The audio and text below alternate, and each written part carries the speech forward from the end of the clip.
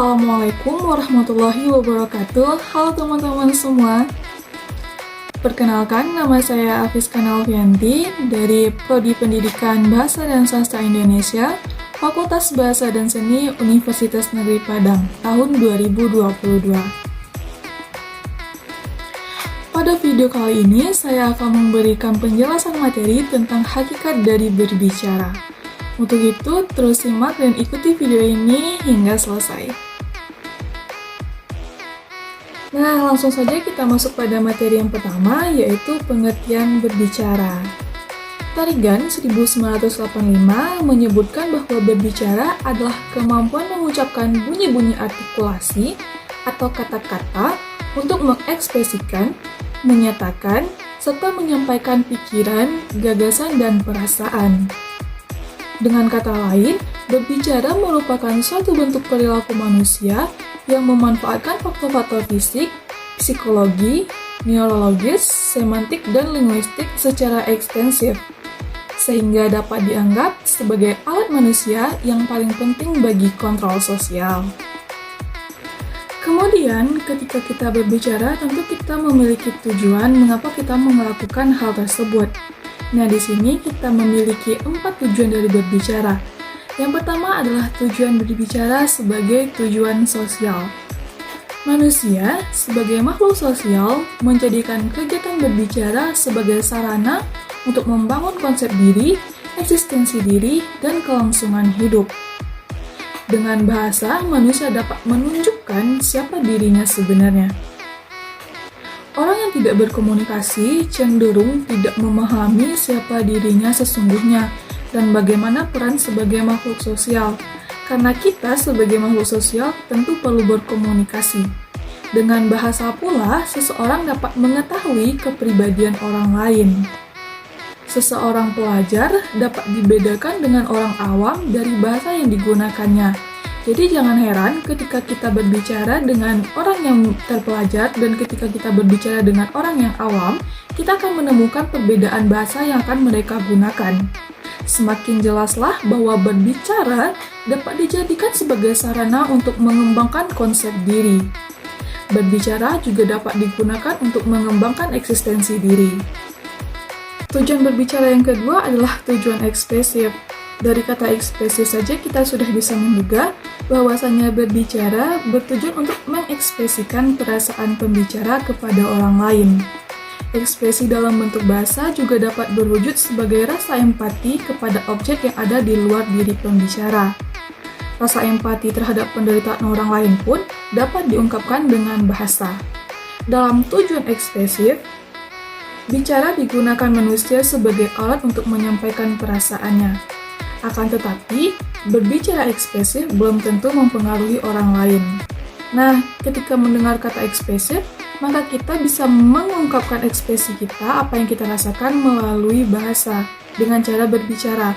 Ketika kita senang, kita dapat mengatakan hal-hal yang baik, mengatakan hal-hal yang membuat senang, dengan mimik wajah yang tentu juga senang. Selanjutnya adalah tujuan berbicara yang ketiga, yaitu tujuan ritual. Dalam perayaan hari besar keagamaan tertentu, banyak simbol agama yang bersifat sakral dituangkan melalui bahasa. Salah satu contohnya dalam agama Islam, doa merupakan salah satu bentuk kegiatan yang menggunakan bahasa sebagai media penyampaiannya. Akan tetapi, bahasa yang digunakan dalam ritual tentu berbeda dengan bahasa yang kita gunakan sehari-hari. Dalam ritual, bahasa yang digunakan cenderung bersifat baku, sedangkan bahasa yang kita gunakan sehari cenderung bersifat tidak formal. Selanjutnya adalah tujuan berbicara yang keempat, yaitu tujuan instrumental. Dalam tujuan instrumental, kegiatan berbicara digunakan sebagai alat untuk memperoleh sesuatu. Sesuatu di sini dapat berupa pekerjaan, jabatan, atau hal lainnya. Sebagai contoh, ketika kita ingin masuk ke dalam suatu perusahaan, ketika kita melamar suatu pekerjaan, maka biasanya akan dilakukan wawancara atau interview.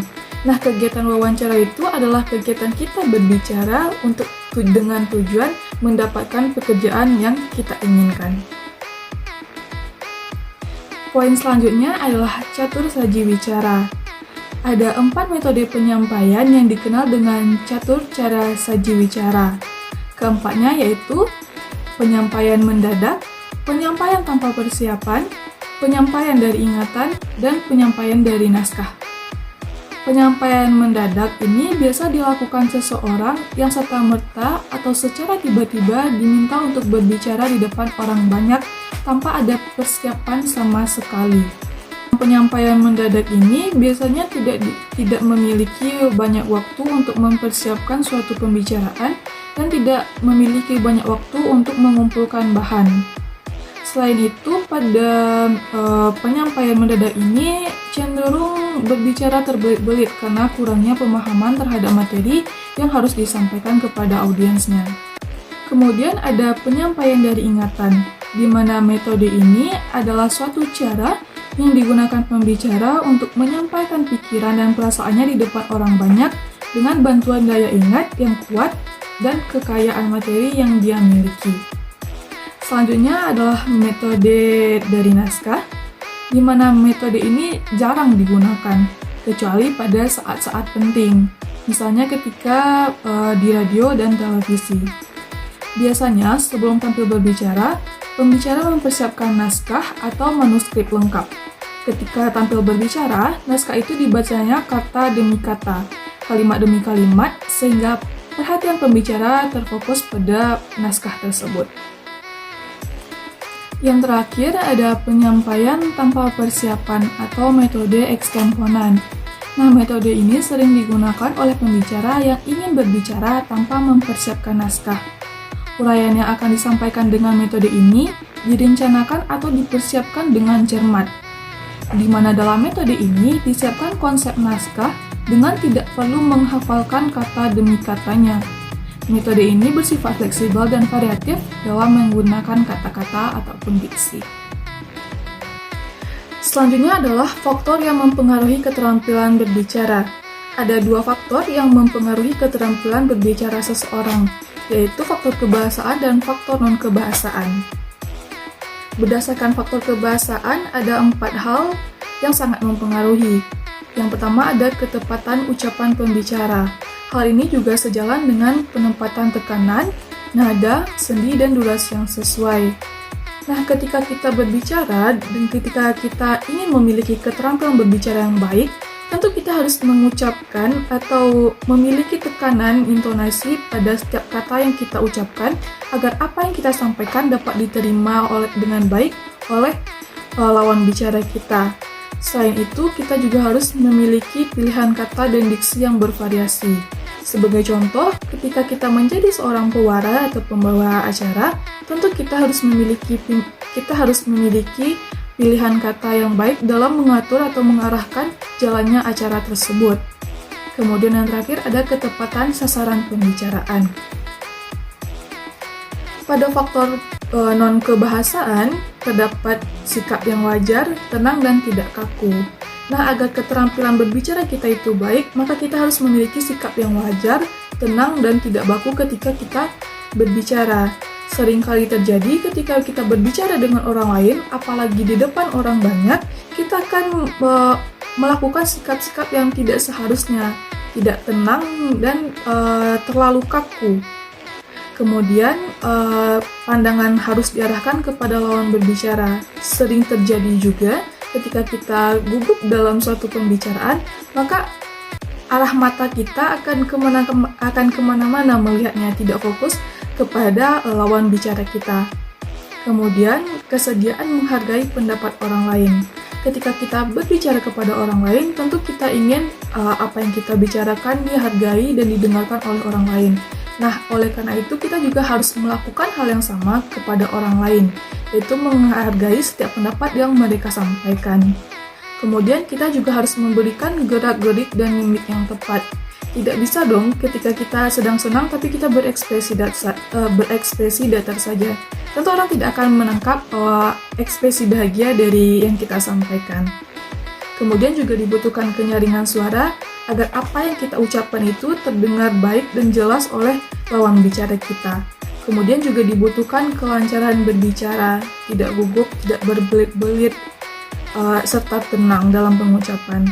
Kemudian ada relevansi dan penguasaan topik.